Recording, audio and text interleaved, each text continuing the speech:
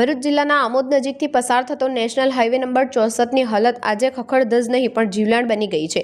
કરોડો રૂપિયાના ખર્ચે બનેલો આ રાષ્ટ્રીય ધોરીમાર્ગ ભ્રષ્ટાચાર અને નબળી કામગીરીનો જીવંત પુરાવો હોય તેમ ઠેર ઠેર મસમોટા ખાડાઓનું સામ્રાજ્ય ધરાવે છે।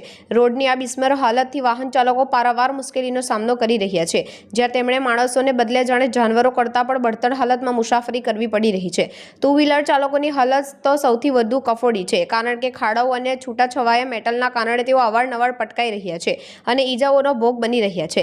સ્થાનિકોના કડક શબ્દોમાં આક્ષેપ છે કે આ માર્ગનું બાંધકામ થયું તેને માંડ 4 થી 6 મહિના જ થયા છે, છતાં રોડ પર ખાડા રાત જોવા મળે છે, જે સ્પષ્ટ રીતે કોન્ટ્રાક્ટર અને અધિકારીઓની મિલીભગત સૂચવે છે। વળી રસ્તા પરના ખાડાઓની એક તરફની આપત્તિ ઓછી હોય તેમ બીજી તરફ ધૂળની ઉડતી દમડીઓ વાતાવરણને દૂષિત કરી રહી છે અને વાહન ચાલકોના શ્વાસ રૂંધાઈ રહ્યા છે। તંત્ર દ્વારા માત્ર દેખાવ પૂરતી કામગીરી કરવામાં આવે છે, જેમાં છૂટાછવાયા મેટલ પાથરીને લોકોની આંખમાં ધૂળ નાખવાનો પ્રયાસ થાય છે। આ હાઈવે પરના અનેક અકસ્માતોએ લાખોનું નુકસાન કર્યું છે અને અનેક લોકોના જીવ પર જોખમમાં મૂક્યા છે। પ્રજાની માંગ છે કે તંત્ર નિંદ્રામાંથી જાગીને તાત્કાલિક ધોરણે અને ગુણવત્તાયુક્ત સમારકામ કરીને વાહન ચાલકોને આ નર્કાકાર જેવી યાતનાની મુક્તિ અપાવે।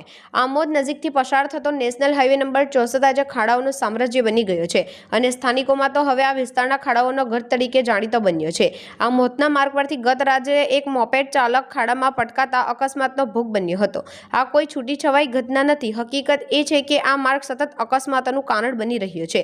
ભૂતકાળમાં અનેક નિર્દોષ લોકોએ જીવ ગુમાવ્યા છે અને અસંખ્ય લોકો ઘાયલ થયા છે, છતાં નેશનલ હાઈવે ઓથોરિટીના અધિકારીઓ જાણે ગાઢ નિદ્રામાં પોઢી રહ્યા હોય તેમ જણાય છે। કરોડોના ખર્ચે બનાયેલા રસ્તાની આવી કફોડ હાલત છતાં જે અધિકારીઓએ નબળી કામગીરી કરનાર કોન્ટ્રાક્ટર સામે કડક પગલાં લેવા જોઈએ તે જ અધિકારીઓ નીંદણ માડી રહ્યા છે। આ બેદરકારી અને ભ્રષ્ટાચારની પરાકાષ્ઠા છે, જે દર્શાવે છે કે આ નિર્લજ્જ તંત્રને જનતાના જીવની કોઈ પરવા નથી। આ લાચારી, રોષ અને પીડાનો અંત ક્યારે આવશે? જવાબદાર અધિકારીઓ સામે ક્યારે પગલાં લેવાશે? મારું નામ અફઝલ સૈયદ છે। તો શું કહેશો, આ દળની ડમરી ઉડે છે અને ખાડાની ડમરી ઉડે છે? કાલે હું જાતે પડતો બચ્યો ને મારી સામે પછી બીજો માણસ અહીંયા ગયા પડી ગયો, બહુ જ ખરાબ કર્યો એક્ટિવા લઈને ખાડામાં લીધે। અમારે રોજ જવાનું, અમારો વાગી જાય મરી જઈએ એની જિમ્મેદારી કોની? પડી જાય, માથું ફાટી જાય। કાલે માણસ બેહોશ થઈ ગયો, 108 બોલાવીને એને 108માં જંબુસર રવાના કર્યો એ ભાઈને અમે રાતે અંધેરાની અંદર। અમને એટલી દળોરી ઉડે કે જેની કોઈ હદ નથી, કશું જોવાતું નથી આપણને ગાડીની અંદર ને ખાડાઓ પૂરતા નથી। આખા રોડ પર ખાડા છે, રોડમાં ખાડા છે કે રોડ ખાડામાં છે ખબર નથી પડતી। અમે તો ઉપરવાળાના ભરોસે નીકળીએ છીએ કે પાછા આવીશું કે નહીં આવીએ પાછા। અમે કેટલી કોઈની બેન હોય, કોઈનો છોકરો હોય, વાલો આવી બે ઘણા મરી ગયેલા છે આ જગ્યાની ઉપર, પણ કોઈ સાંભળતું નથી। ખાલી કપચી નાખી દે છે, વચ્ચે મને મોટા ફતરા પૂછે એવું નહીં કે ડામર લઈને ખાલી રોડ પૂરવાનો છે, એ બી આટલું કામ અમારી જાતની જિમ્મેદારી કોની?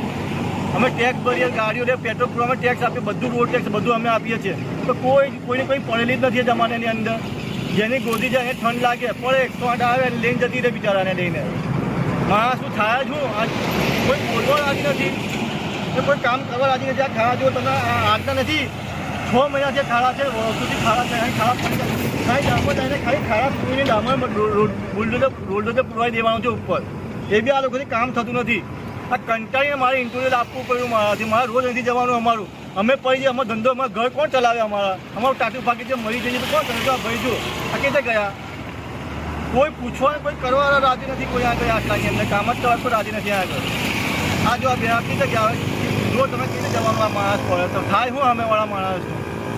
જ્યાં જવાબદારી લો ને કામ કરો, આટલું ખાડું પૂરો, બધા ખાડા રોડ ના બનાવો તો વાંધો નહીં, પણ જેટલા ખાડા છે તે કમ્પ્લેટ રેગ્યુલર પૂરો, તો અમે કોઈની જાન બચે, કોઈની જાનની વેલ્યુ રાખો। જમાનાની અંદર જાનવરની જાન કરતાં બી અમારી જાનવર માણસોની જાનની કોઈ વેલ્યુ રહી નથી બિલકુલ। મને તો લાગતું નહીં કે કોઈ ઇન્સાનની કોઈ વેલ્યુ છે જાનની।